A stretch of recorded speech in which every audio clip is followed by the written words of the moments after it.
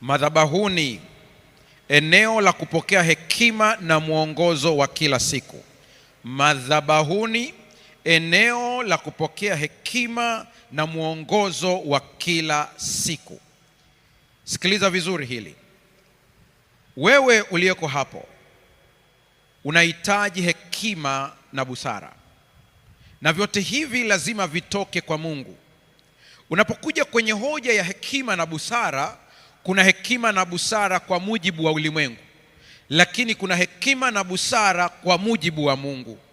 Vyote viwili hivi usipovitazama kwa jicho la kiroho, unaweza ukachanganyikiwa. Kila siku maisha yetu huja na maamuzi ya kufanya.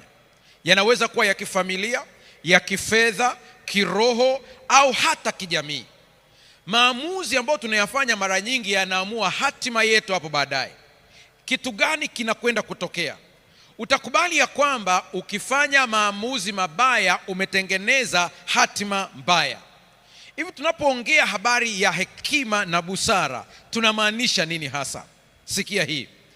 Hekima ni uwezo wa kuona mambo kwa jicho la Mungu na kuchukua hatua kulingana na mapenzi yake.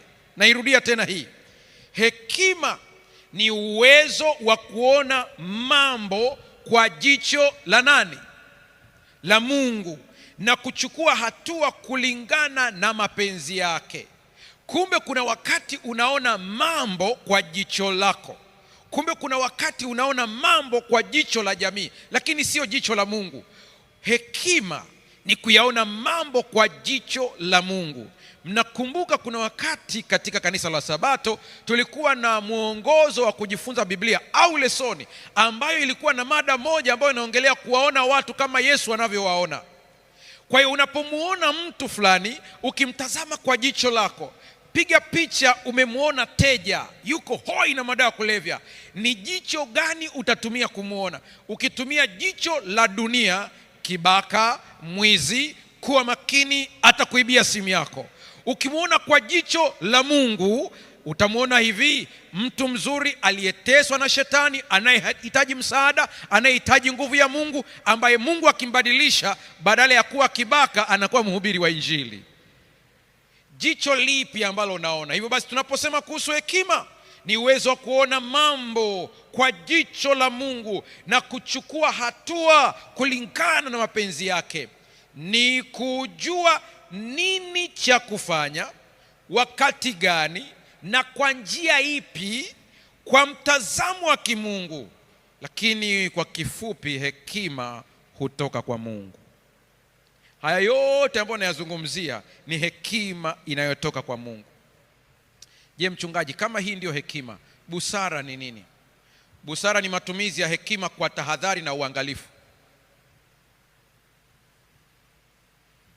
Mtazame jirani yako, mwambie umeelewa au umechanganyikiwa. Amesemaje? Ameelewa. Kuna saa hekima yako haina uangalifu. Mtu mmoja mwenye hekima nzuri ya falsafa anasema, sio kila ukweli wa kusema. Alafu mtu mmoja akamwakia akamwambia, kwa hiyo unatufundisha kusema uongo? Anasema, kuficha ukweli sio lazima useme uongo. Kwa hiyo kuna vitu vimekukuta kwenye maisha, maana ulishindwa kutumia hekima na busara, vikakupata. Busara ni matumizi ya hekima kwa tahadhari na uangalifu. Unapoambiwa nenda ukamwombee mumeo aache pombe, hatutarajii unaanza kufika nyumbani na kumshika kichwa, kaa chini ni kuombe. Utaleta fujo. Tumia busara. Ni kupima hatari na kutambua muda sahihi na kuelewa athari za matendo. Ambao mnafuatilia sana, nadhani wakati tuko Magomeni hapa kwenye zile siku 4, niliongelea kitu ambacho siku hizi kimekuwa na nguvu sana kwenye saikolojia, wanakiita emotional intelligence.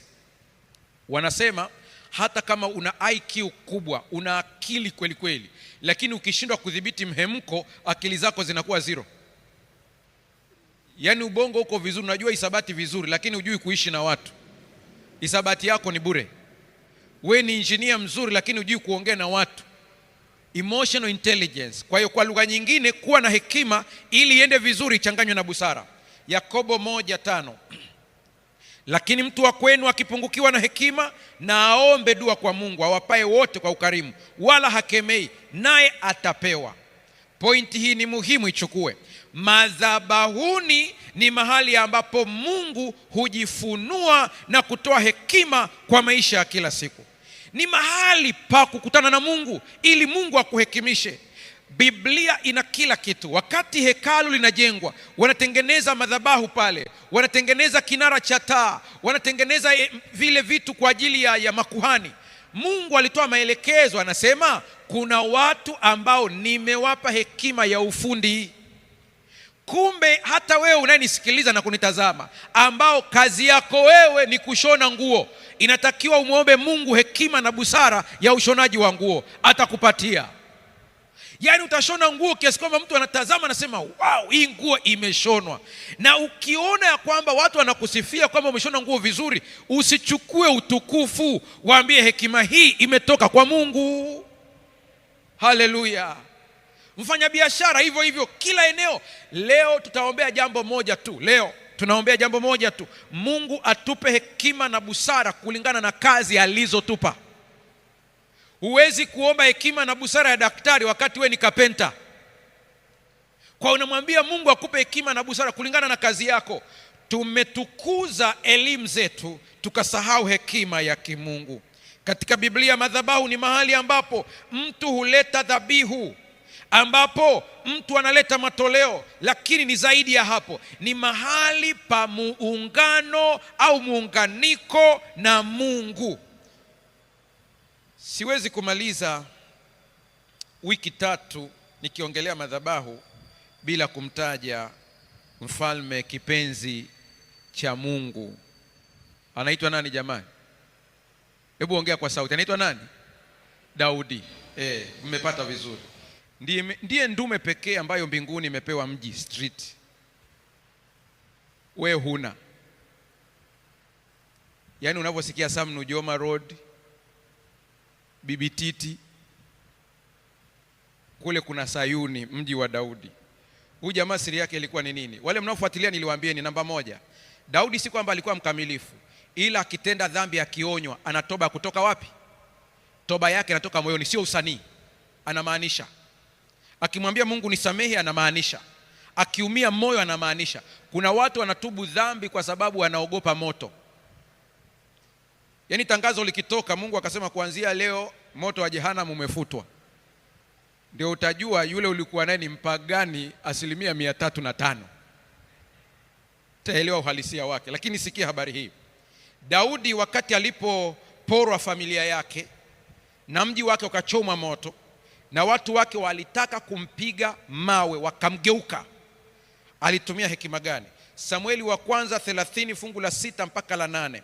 Utasoma kwa muda wako, mimi nafupisha tu. Daudi akajitia nguvu katika Bwana Mungu wake. Kitu cha kwanza muhimu, unaposhambuliwa kule kazini, usitafute kuhurumiwa na bosi, tafuta kuhurumiwa na Bwana. Haleluya. Huyo atakupa busara. Ndipo anasema Daudi akamuuliza Bwana. Tumechukua hatua nyingi za maisha yetu, tumechukua hatua kule kazini, tumechukua hatua katika ndoa zetu, tumechukua hatua katika biashara zetu bila kutafuta hekima ya Mungu. Wakati mwingine jambo liko mbele, unahitajika uchukue hatua, usiwe na haraka, usiwe na mihemko. Rudi, piga magoti, mwambie Bwana nipe hekima na busara, nifanye nini? Ninaongea na watu ambao Mungu amewapatia neema kuwa wakubwa katika mashirika ya serikali, katika mashirika binafsi. We ni CEO mahala fulani, ni director mahala fulani, kesi zimeletwa. Wakati mwingine umeamua kesi kulingana na majungu na ukaumiza watu ambao hawakupaswa kuumizwa. Kesi inapoletwa, hata kama anayekuletea amekusimulia, anakwambia fulani hakupendi, ameamua haya na haya, anakuchochea ili uchukue maamuzi. Usije ukachukua maamuzi kwa hisia. Mcha Mungu, piga magoti, mwambie Bwana nimeletewa kesi ya mtu hapa, nifanyeje? Ukiomba kwa dhati, Mungu atafunua. Kama ni majungu utajua. Haleluya. Jehoshafati Yehoshafati ni kati ya watu ambao pia nawapenda sana.